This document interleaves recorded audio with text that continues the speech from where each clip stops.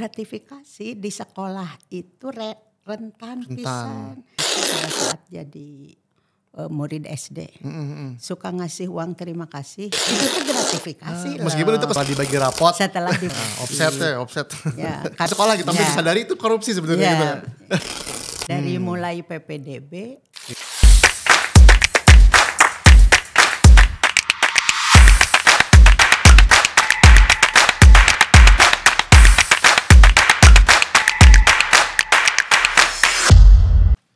Assalamualaikum warahmatullahi wabarakatuh. Sampurasun wargi Disdik Jabar. Ini dia podcast Sapa Disdik kembali hadir bersama saya Rofi Akbar. Dan pada kesempatan kali ini topik yang akan kita obrolkan adalah terkait dengan masyarakat dalam melawan atau menentang perilaku koruptif ataupun korupsi itu sendiri. Dan di studio tentu saya tidak sendiri, sudah bersama Dr. Evi Sevini Saleha MPD. Assalamualaikum Bu. Waalaikumsalam Sehat Bu ya? warahmatullahi wabarakatuh. Nah, Alhamdulillah sehat, tepang baik. deui sareng Kang Rofi. Nah, wargi Disdik Jabar, Ibu Evi ini adalah Ketua Penyuluh Anti Korupsi Kujang Bersatu Jawa Barat. Betul Bu ya? Ya, Wah, betul. mantap, saya semangat ini. Dan pas banget di Hakordia yang diperingati setiap tanggal 9 Desember Bu ya. Ya. Ini kebetulan tim penyuluh juga ada kegiatan ya. Tadi saya dapat bocorannya ada percontohan sekolah integritas. Ya. Kemudian nanti ada ke siswa-siswanya juga. Tapi saya pengen tahu dulu Bu, paradigma korupsi tadi yang Ibu bilang bahwa ini adalah memberantas. Ya. Nah, itu apa saja nih Bu? Ya. Baik. Jadi hatur nuhun Kang Rofi diberi kesempatan untuk bisa bertemu minimal nanti teman-teman yang mendengarkan itu bisa memiliki gambaran ya. Tambahan pengetahuan dari apa yang selama ini didengar. Ya, ya. Jadi kalau kita berbicara korupsi, maka korupsi itu sebetulnya banyak cabangnya. Jadi kan misalnya gini, kalau perilaku koruptif apa bedanya? Nah. Kalau korupsi yang ditangkap, dipenjarakan apa itu kan gitu. Ya, Jadi ya. kalau kita bicara kata korupsi, maka ada yang disebut tipikor, tindak pidana korupsi. Nah itu yang ujungnya sampai ke pemeriksaan, penyelidikan, penyidikan. Yang sering kita baca di media itu yang kita lihat TV gitu ya. Akhirnya dibawa ke pengadilan, diputuskan karena mereka melakukan tipikor, tindak pidana korupsi. Nah kalau korupsinya sendiri kan sesuatu yang buruk, sesuatu yang tidak sesuai dengan ketentuan yang berlaku misalnya, atau sesuatu yang harus dihindari karena memang itu. Ya. Tapi kalau kemudian kita berbicara perilaku koruptif, maka kita berbicara perilaku yang bertentangan dengan nilai-nilai anti korupsi. Itu disebut perilaku koruptif. Dan itu bisa dilakukan oleh siapapun, termasuk oleh saya, oleh Kang Rofi, oleh siapapun itu ada perilaku koruptif. Nah, untuk yang di pendidikan itu justru kita ingin menghindarkan anak-anak kita dari perilaku koruptif. Nah Bu, terkait dengan Hakordia tahun ini ya, dalam konteks pendidikan Jawa Barat berarti sekolah. Nah sebetulnya apa nih kegiatan yang diusung ataupun tema yang diangkat untuk Hakordia tahun ini Bu, Jabar? Jadi Hari Anti Korupsi Sedunia itu ditetapkan di tanggal 9 Desember 2000 setiap tahun. Setiap tanggal 9 Desember. 2005 mulainya Bu? Sejak ada KPK kan. Nah yang namanya Hakordia itu di Jawa Barat mulai diperingati itu 2019. Kang Rofi juga waktu itu hadir. Kita pernah ngobrol-ngobrol juga Bu ya. Ya di SMA 1 waktu itu ada deklarasi Duta Integritas. Ada deklarasi sekolah berintegritas untuk SMA Negeri 1 Bandung waktu itu. Bahkan kepala sekolah dan komite sekolahnya pernah diundang Kang Rofi ke sini ke radio waktu itu. Nah, waktu itu ada deklarasinya dihadiri oleh para kepala dinas pendidikan kabupaten kota, inspektur kabupaten kota, dan ada Pak Wagub yang mewakili Pak Gubernur.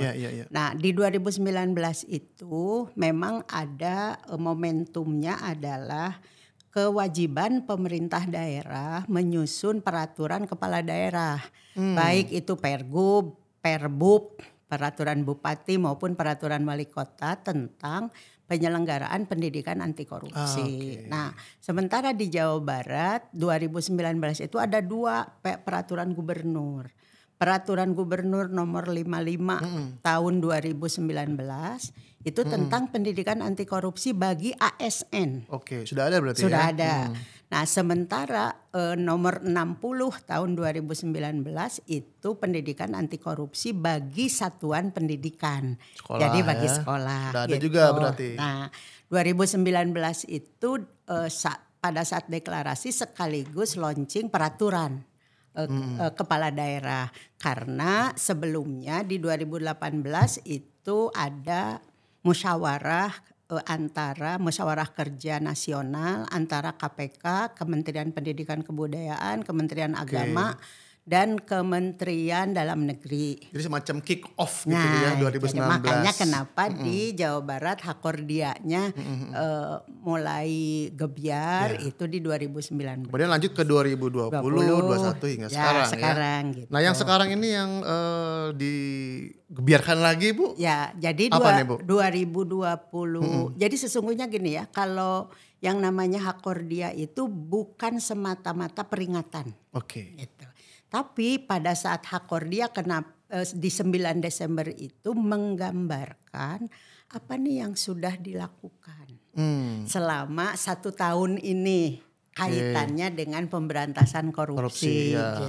Jadi seolah-olah kita ingin memberitahu nih kepada masyarakat bahwa pemerintah Provinsi Jawa Barat tuh sudah melakukan ini sejak gitu. beberapa tahun yang lalu ya jadi gitu ya. Termasuk misalnya untuk yang 2023. Nah, kebetulan temanya kan sinergi berantas korupsi untuk Indonesia maju.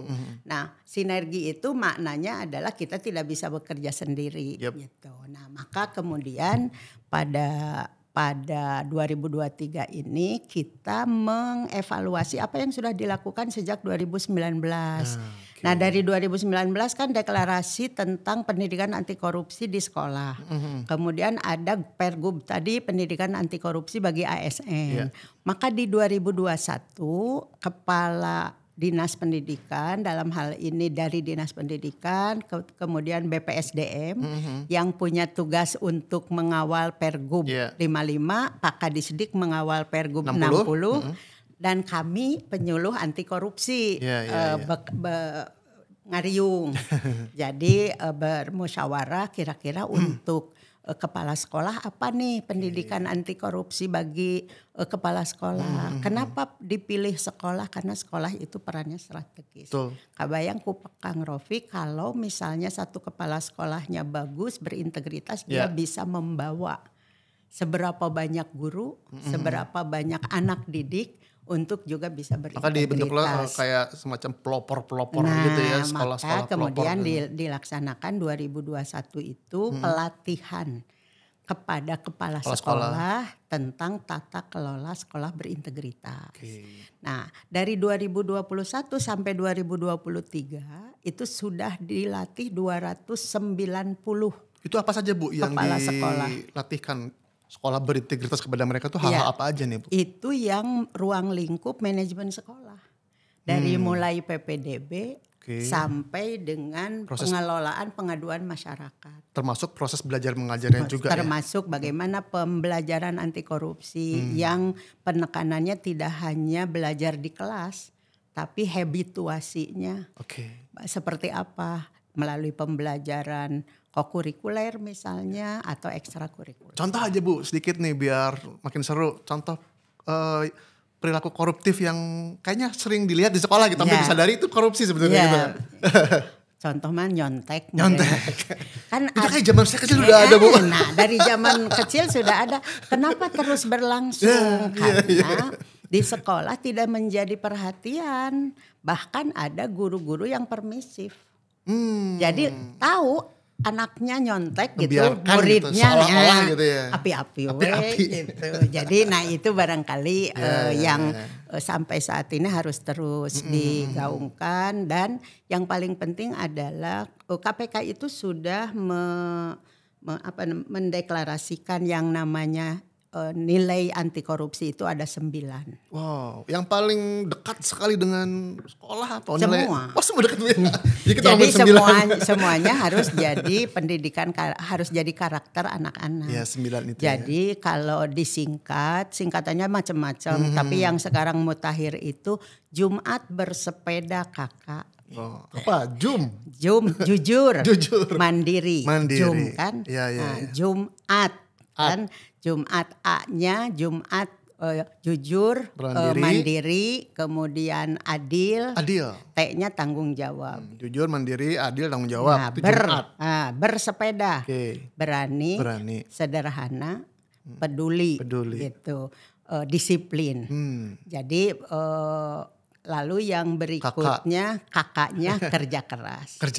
Jadi ada beberapa yang nilai-nilai ini kan sebetulnya nilai-nilai karakter yang harus ditumbuhkan sejak keluarga. Betul. Jadi dari masa kecil 5 tahun pertama di keluarga, kalau nilai ini tertanam nggak susah-susah di sekolah.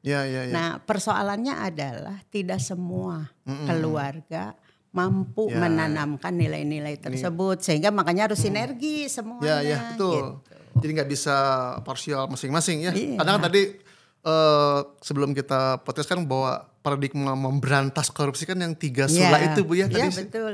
Jadi kalau kita mendengar berantas korupsi, ingat pemberantasan. Kalau pemberantasan menangkap koruptor, kan gitu pikiran kita. Saya orang awam kan nontonnya begitu ya, di TV, di media. Pas ada kalimat atau berita pemberantasan korupsi, beritanya OTT. Atau sedang pengadilan misalnya. Jadi sebetulnya pemberantasan korupsi itu ruang lingkupnya ada 3. Disebutnya Trisula Pemberantasan Korupsi. Oke, apa itu Bu? Nah 1 itu pendidikan. Jadi melalui pendidikan di sekolah, di rumah, di masyarakat. Artinya pendidikan gimana caranya anak mengerti ya. Penanaman nilai-nilai anti korupsi. Lalu pencegahan. Nah kalau pencegahan ini kaitannya dengan perbaikan di pemerintahan, misalnya perbaikan sistem, digitalisasi, sistem kontrol gimana, pengawasan dari masyarakat, kemudian ada perubahan-perubahan yang berkembang zaman, seperti zaman COVID kemarin, sekolah tidak offline tapi off on. Itu masuknya di pencegahan berarti. Pencegahan. Nah itu sistem perbaikan sistem. Lalu yang ketiga baru penindakan. Nah selama ini berantas sama dengan penindakan. Padahal pemberantasan itu 3 sula. Kalau sudah ditindak berarti sudah kelewat batas. Ya itu mah artinya kan sudah melanggar undang-undang tentang tindak pidana korupsi. Offset. Ya, karena apa? Karena Kang di undang-undang itu ada 30 jenis.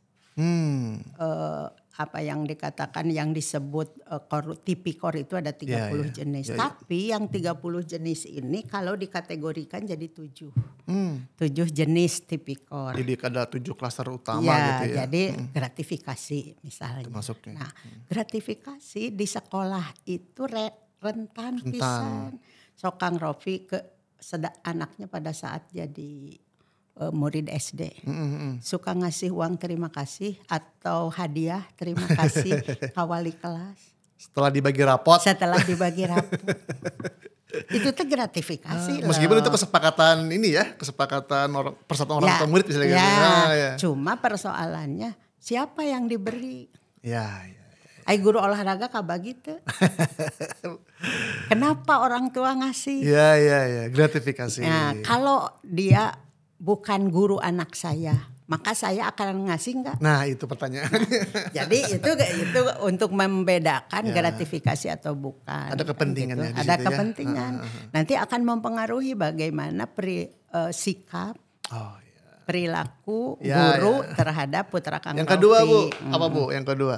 Selain tadi kan gratifikasi. Terus yang kedua itu kerugian negara itu Oke, udah itu pasti. udah jelas lah. Ya. Oke. Nah, yang beda-beda dikit tapi mirip gitu ya.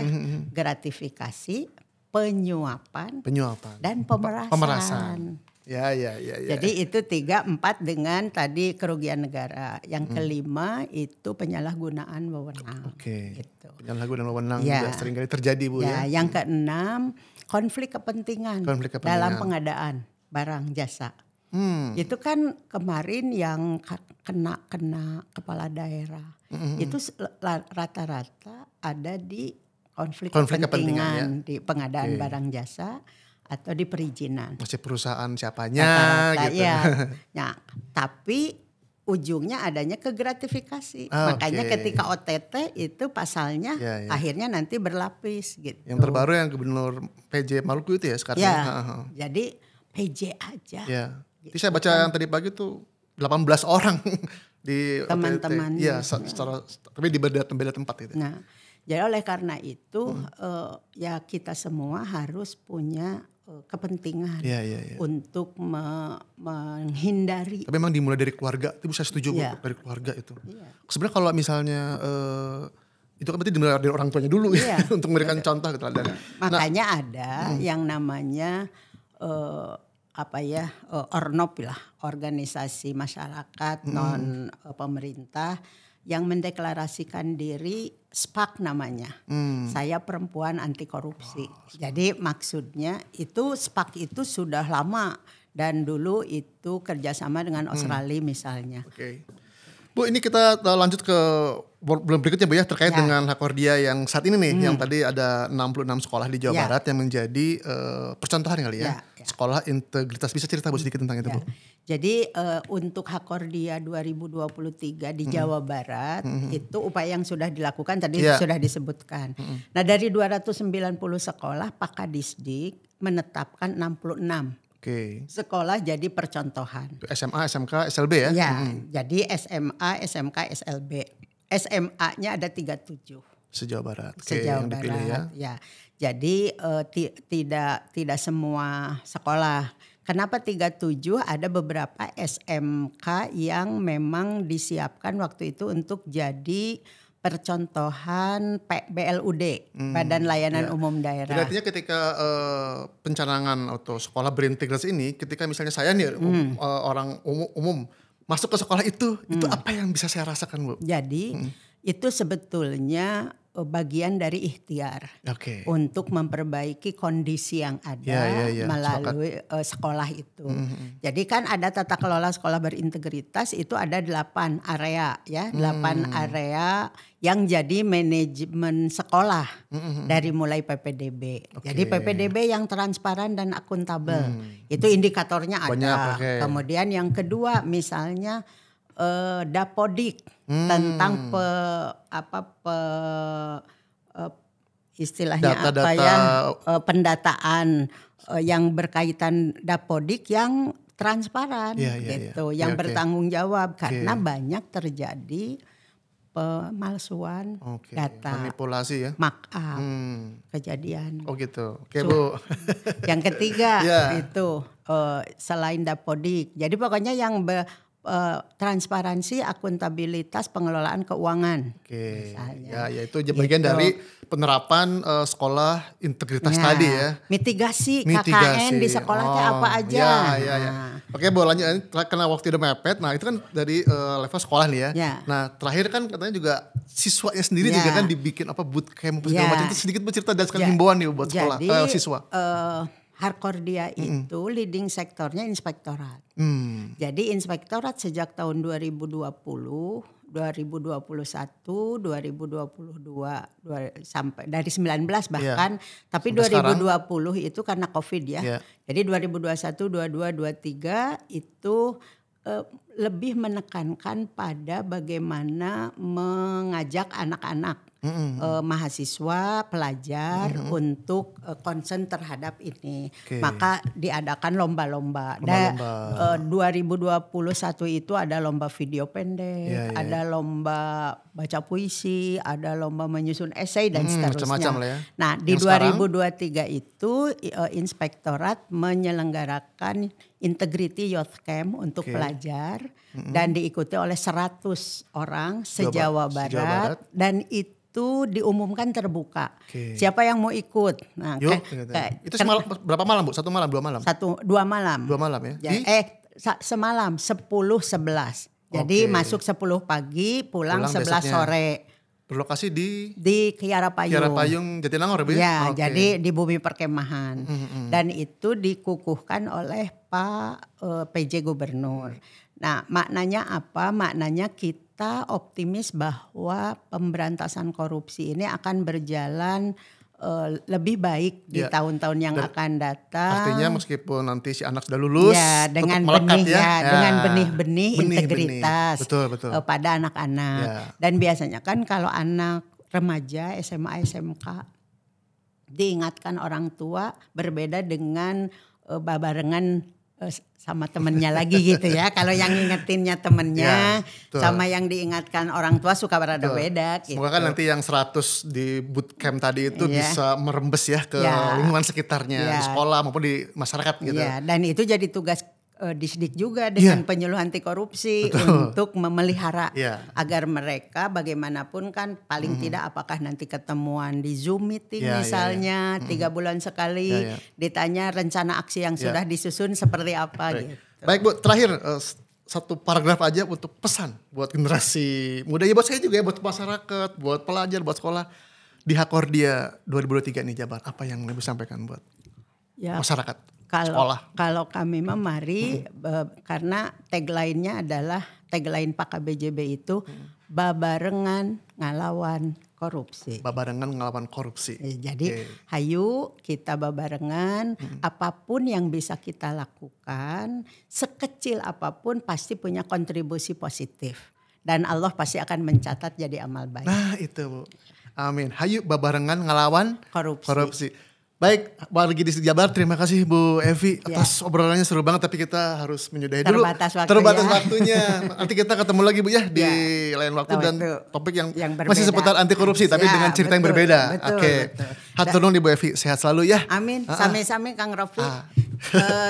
Semakin sukses ke depan. Amin Bu. Dan tentu saja Kang Rofi punya peluang untuk terus menyuarakan nilai-nilai anti korupsi. Nah, Wargi Disdik Jabar, itu tadi obrolan saya dengan Dr. Evi Saifini Saleha MPD. Beliau adalah Ketua Penyuluh Anti Korupsi Kujang Bersatu Jawa Barat. Semoga obrolan kita tadi menginspirasi, kemudian juga kita sama-sama hayu ngalawan korupsi. Babarengan ya Bu ya? Babarengan ngalawan korupsi. Saya Raffi Akbar pamit. Wassalamualaikum warahmatullahi wabarakatuh. Waalaikumsalam warahmatullahi wabarakatuh.